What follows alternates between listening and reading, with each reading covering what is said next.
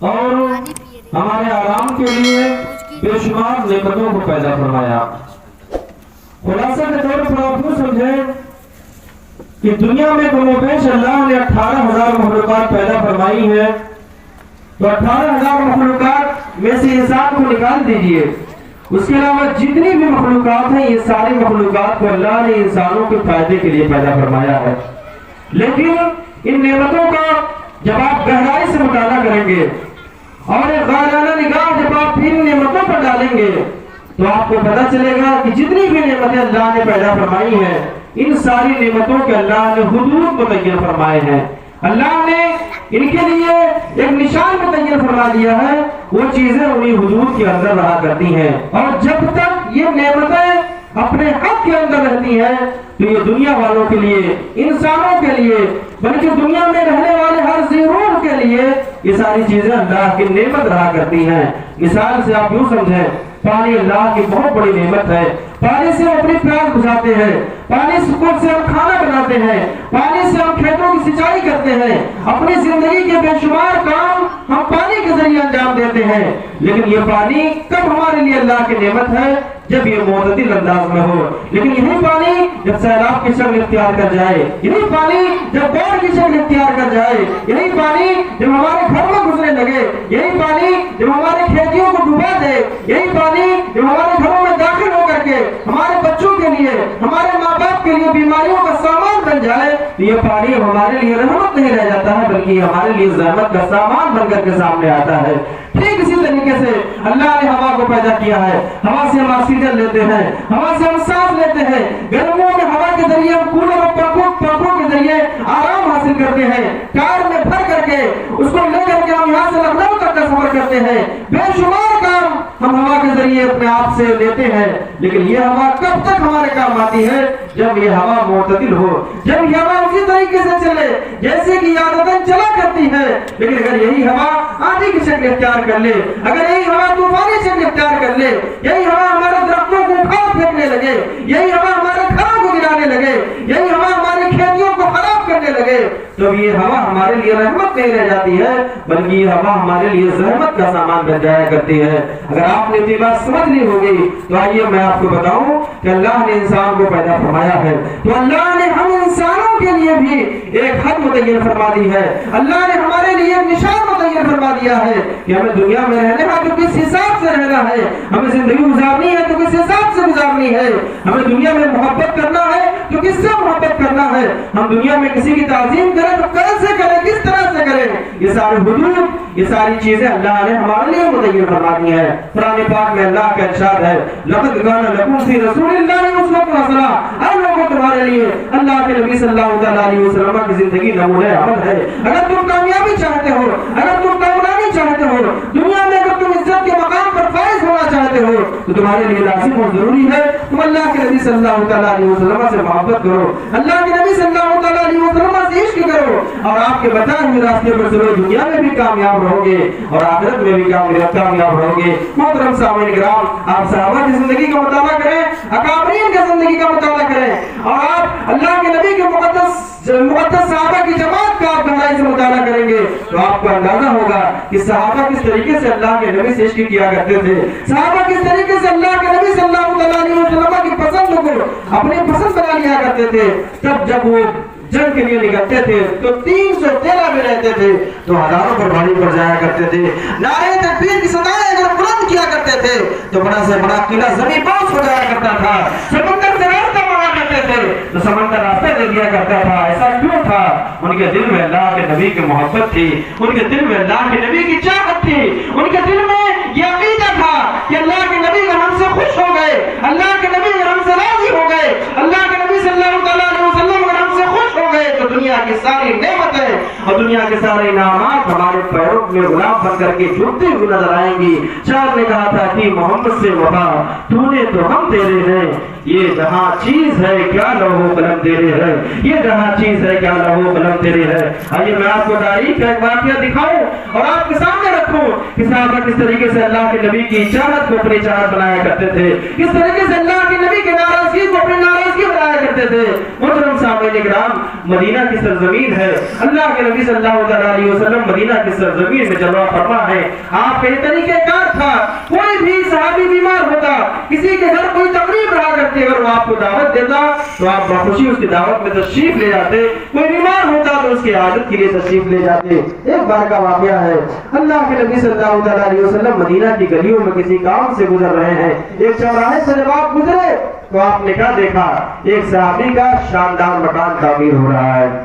अल्लाह के नबी सल्लल्लाहु अलैहि वसल्लम ने अपने साथ वालों से पूछा, ऐ मेरे सहाबा, ये किसका मकान बन रहा है? ऐ मेरे सहाबा, ये किसका मकान तामीर हो रहा है? मोहतरम सामईन किराम, साथियों ने बताया, ऐ अल्लाह के मुक़द्दस नबी, ऐ अल्लाह के मुक़द्दस रसूल, ये फलां अंसारी सहाबी का मकान है जो तामीर हो रहा है। वाकई में बड़ा शानदार मकान था। अल्लाह के नबी सल्लल्लाहु अलैहि वसल्लम ने ऊपर से नीचे तक मकान का जायजा लिया, उसके बाद आप चले गए। बात खत्म हो गई। जब उस सहाबी जिसका मकान तामीर हो रहा था, उन्हें मालूम हुआ कि अल्लाह के नबी सल्लल्लाहु अलैहि वसल्लम का गुजर मेरे मकान के करीब से हुआ था, तो आप दौड़े दौड़े आए। कुछ लोग वहां खड़े थे। सहाबी ने पूछा, ऐ मेरे साथियों, ये बताओ कि अल्लाह के नबी यहाँ आए थे? ऐ मेरे साथियों, ये बताओ क्या मेरे मुक़द्दस नबी का यहाँ से गुजर हुआ था? ऐ मेरे सहाबी, ये बताओ कि अल्लाह के मुक़द्दस नबी सल्लल्लाहु अलैहि वसल्लम यहाँ से गए थे? लोगों ने बताया कि हाँ, ऐ अंसारी सहाबी, कुछ देर पहले अल्लाह के नबी सल्लल्लाहु अलैहि वसल्लम यहाँ से गुजरे थे, उन्होंने तुम्हारे मकान का जायजा लिया। आपने कुछ कहा तो नहीं, लेकिन आपके चेहरे के जोराफिये से ऐसा महसूस हुआ कि अल्लाह के नबी ने आपके मकान को पसंद नहीं किया है। मोहतरम सामईन किराम, जबान से आपने कुछ नहीं कहा है, बस आपके साथी ने ये बताया कि अल्लाह के नबी सल्लल्लाहु अलैहि वसल्लम गुजर रहे थे, तो उनके चेहरे को देख करके ऐसा महसूस हुआ कि अल्लाह के नबी को मकान पसंद नहीं आया है। मोहतरम सामईन किराम, इतना सुनना था। वो सहाबी कुल्हाड़ी उठाते हैं और कुल्हाड़ी उठाने के बाद अपना शानदार मकान गिरा करके जमीन पोंछ कर देते हैं और ये शानदार इमारत को, शानदार बिल्डिंग को खंडर में तब्दील कर देते हैं। मोहतरम सामईन किराम, बात फिर खत्म हो गई। कुछ दिनों के बाद फिर अल्लाह के मुक़द्दस नबी सल्लल्लाहु अलैहि वसल्लम का वहां से गुजर हुआ। जब अल्लाह के नबी सल्लल्लाहु अलैहि वसल्लम वहां से तशरीफ ले जा रहे थे, आपने देखा कुछ दिनों पहले यहाँ शानदार मकान था, कुछ दिनों पहले यहाँ शानदार बिल्डिंग तामीर हो रही थी, आखिर आज यहाँ मरवा है, आज यहाँ तो मकान गिरा हुआ है। आपने सहाबी को बुलवाया और बुलवाने के बाद सवाल किया, ऐ मेरे प्यारे अंसारी सहाबी, क्या बात है? कुछ दिनों पहले जब मैं यहाँ से जा रहा था तो मैंने देखा था कि आपका मकान तामीर हो रहा था, आज आखिर क्या बात हुई? हमें बहुत ज्यादा इनाम नहीं गुजरे हैं, क्या हुआ? मकान जमीन बोझ कैसे हो गया? मोहतरम सामईन किराम, अल्लाह के नबी के मुक़द्दस सहाबी का वो जवाब सुने और गौर करें कि सहाबा अल्लाह के नबी से कितने मोहब्बत फरमाते थे, सहाबा अल्लाह के नबी की मर्जी को किस तरह से अपनी मर्जी बनाते थे। उस सहाबी ने जवाब दिया, अल्लाह के मुक़द्दस रसूल, मैंने सुना कि आप मेरे मकान के पास से गुजर रहे थे और आपने मेरे मकान को देखा तो मेरा मकान आपको पसंद नहीं आया। अल्लाह के नबी, जो चीज आपको पसंद ना हो उसको दुनिया में रहने का कोई हक नहीं है। जैसे ही मुझे मालूम चला कि मकान मुकम्मल आपको पसंद नहीं आया है, मैंने कुल्हाड़ी उठाया और मकान को गिरा करके जमीन बोझ कर दिया। मोहतरम सामईन किराम, अब आप गौर करें, वो सहाबी थे, अल्लाह के नबी सल्लल्लाहु अलैहि वसल्लम के बारगाह में बैठ करके फैज़ हासिल करने वाले इंसान थे। उन्हें मालूम था कि अल्लाह के नबी सल्लल्लाहु अलैहि वसल्लम की मोहब्बत में रब की मोहब्बत है और अल्लाह के नबी सल्लल्लाहु अलैहि वसल्लम की रज़ा में रब की रज़ा है। जिस इंसान ने अल्लाह के नबी को राज़ी कर लिया, जिस इंसान ने अल्लाह को राज़ी कर लिया, जिस इंसान ने अल्लाह के मुक़द्दस रसूल सल्लल्लाहु अलैहि वसल्लम को राज़ी कर लिया, फिर कायनात की सारी चीजें उसके गुलाम बनते हुए नजर आएंगी। हम अगर कामयाबी चाहते हैं, हम अगर चाहते हैं कि अल्लाह के नबी सल्लल्लाहु अलैहि वसल्लम हमसे खुश हो जाए, हम अगर चाहते हैं कि दुनिया में हम इज्जत के मकाम पर फाइज हो जाए, हम अगर चाहते हैं कि दुनिया में हमारी इज्जत हो, तो हमें अल्लाह के नबी सल्लल्लाहु अलैहि वसल्लम से अपने रिश्ते को जोड़ना होगा। अल्लाह के नबी सल्लल्लाहु अलैहि वसल्लम के नक्शे कदम को अपनाना होगा। अल्लाह के नबी सल्लल्लाहु अलैहि वसल्लम के सीरत पाक को अपना करके, उनकी सीरत को अपने अंदर ढाल करके एक अच्छा सच्चा मुसलमान बनना होगा। तब जाकर हम कामयाब होंगे, तब जाकर के कामयाबी हमारे कदम जोड़ेगी।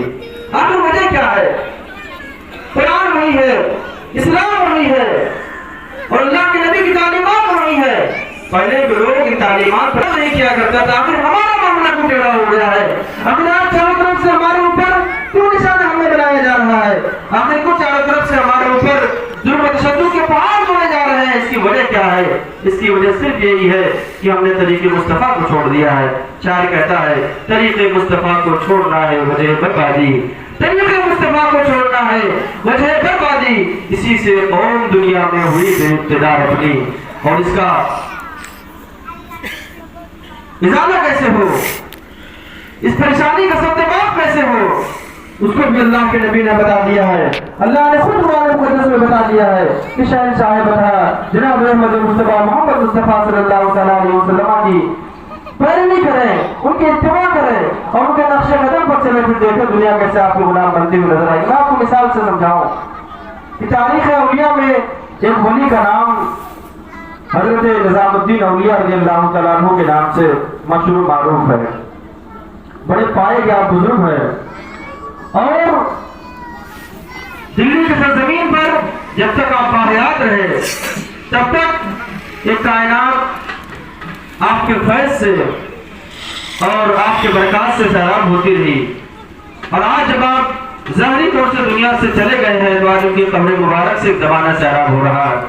میں انہی کا واقعہ آپ کو بتاؤں، جب آپ باحیات تھے تو آپ کے زمانے میں ایک مرید آپ کی بارگاہ میں آیا، اور آنے کے بعد آپ کی بارگاہ میں عرض کیا اے ہمارے پیر و مرشد، میرے گھر میرے بیٹی اور کافی انتظام و انتظام کرنے ہیں، لمبا خرچ ہے اور خرچوں کی ایک لمبی تعداد ہے، میں آپ کے پاس اس لیے آیا ہوں کہ آپ میری امداد کریں تاکہ میرے گھر کا یہ کام آسانی سے پورا ہو جائے۔ محترم سامعین کرام، اللہ کے نیک بندے نے جب یہ سنا تو کہا کیوں میرے مرید، میں تو فقیر آدمی ہوں، میں غریب آدمی ہوں، میں تو حجرے میں بیٹھ کر کے قال اللہ و قال رسول کی صدا بلند کرتا ہوں، تمہیں اگر مدد چاہیے تمہیں امیروں کے پاس جانا چاہیے، تمہیں اگر پیسوں کی حاجت ہے تمہیں بادشاہوں کے پاس جانا چاہیے، تمہیں اگر کچھ امداد چاہیے تمہیں سیفوں کے پاس جانا چاہیے، میرے پاس آنے کی کیا ضرورت ہے۔ اس مرید نے اس خانقاہ میں بیٹھ کر کے ایک تاریخی جملہ کہا تھا کہ میرے پیر، میں نے آپ کے ہاتھ میں اپنا ہاتھ دیا ہے، اے میرے مرشد، میں نے اپنی ذات کو آپ کے ہاتھ پیش دیا ہے، میں نے آپ سے بات کر لی ہے۔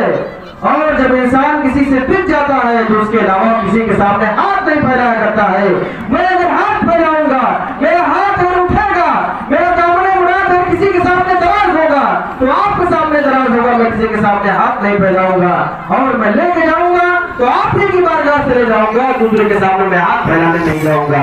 محترم سامعین کرام، واقعی میں مرید صادق کی یہی پہچان ہوتی ہے، سچے مرید کا ہی طریقہ کار ہوتا ہے کہ وہ یہ خیال کرے کہ اگر اللہ ہمیں نعمتیں دے رہا ہے تو پیٹ صدقے میں دے رہا ہے، اگر اللہ ہمیں عزت دے رہا ہے تو پیٹ صدقے میں دے رہا ہے، اللہ اگر ہمیں وقار دے رہا ہے تو پیٹ صدقے میں دے رہا ہے، دنیا میں اسے جو بھی مل رہا ہے پیٹ صدقے میں مل رہا ہے۔ یہ سچے مرید کی نشانی اور پہچان ہوا کرتی ہے۔ یہ بات دوسری ہو گئی، وہ مرید جو ہے اپنے پیر سے منت و سماجت کرتا رہا، بہت منت سماجت کیا، جب اس نے پریشان کر دیا تو آپ نے کہا اے میرے مرید، تم خانقاہ کے باہر جاؤ اور ایک دو اینٹ لے کر کے میری بارگاہ میں آؤ۔ بس دھیان سے سماعت کریے گا، آپ کو پتہ چل جائے گا جو انسان اللہ کا ہو جاتا ہے، جو انسان اپنے آپ کو اللہ کے سامنے پیش کر دیتا ہے، جو انسان اپنی ذات کو اللہ کی بارگاہ میں گم کر دیتا ہے، وہ انسان دنیا میں کس طریقے سے کامیاب و کامران ہو جاتا ہے۔ اس کے ہاتھ میں، اس کے زبان میں اللہ کتنی برکتیں دے دیتا ہے، ابھی آپ کو اندازہ ہوگا۔ محترم سامعین کرام، مرید باہر جاتا ہے، جانے کے بعد دو اینٹ لے کر کے آپ کی بارگاہ میں آتا ہے، جب مرید آپ کے ہاتھ میں پیش کرتا ہے تو آپ نے سورتوں کی تلاوت کی، سورہ اخلاص کی تلاوت کی، سورہ فاتحہ کی تلاوت کی، اور آپ نے دم کیا۔ اہل خانقاہ دیکھ کر کے حیران رہ گئے کہ آپ کا دم کرنا تھا وہ مٹی کی اینٹ سونے میں تبدیل ہو گئی۔ کہیں سبحان اللہ، تو مٹی کی اینٹ سونے میں تبدیل ہو گئی۔ اب وہ سارے خانقاہ کے لوگ دیکھ کر کے حیران رہ گئے آپ کی مقدس کرامت کو دیکھ کر کے۔ وہ مرید اینٹ کو لیتا ہے اور لے کر کے اپنے گھر چلا جاتا ہے اور اس کی مراد پوری ہو جاتی ہے، لیکن ساتھ ہی ساتھ یہ منظر دیکھ کر کے اس مرید کے ذہن میں ایک پلان آیا۔ اس نے سوچا کہ میرے پیر نے یار میری مدد کی ہے، میرے پیر نے یار میری امداد کی ہے، اور میرے پیر نے آج یہ بھی دکھا دیا ہے کہ مٹی کو سونا بنایا کیسے جاتا ہے۔ اس نے ذہن میں پلان بنایا کہ اب میں غریب نہیں رہوں گا، اب میں مفلس نہیں رہوں گا، اب میں نادار نہیں رہوں گا، اب میں کسی کے سامنے ہاتھ پھیلانے والا نہیں رہوں گا، اب कि मैं भी रात में आज बहुत सारे ईंट को जमा करूंगा और पीर साहब के बताए हुए तरीके के मुताबिक रात भर मैं ईंट को जमा करके सूरह फातिहा सूरह इखलास की तिलावत करता रहूंगा और रातों रात मैं अमीर बन जाऊंगा, सोने का एक ढेर हमारे घर तैयार हो जाएगा। मोहतरम साहब किराम, ये प्लान बनाया। प्लान बनाने के बाद इशा की नमाज से फारिग होकर के खूब ईंट जमा किया। ईंट जमा करने के बाद कुरान पाक को खोला। कुरान पाक को खोलने के बाद सूरह फातिहा सूरह इखलास की तिलावत किया और ईंट को लेकर के दम किया। लेकिन अब हैरान रह गया कि हमारे फूंकने से मिट्टी की ईंट सोने में तब्दील नहीं हो रही है। बड़ा हैरान हुआ, रात भर उसने अमल किया लेकिन उसके फूंक में कोई तासीर ही नहीं रही, बल्कि ये फूंकता था तो मिट्टी की ईंट मिट्टी रह जाती थी। अब वो बड़ा हैरान हुआ। हैरान होने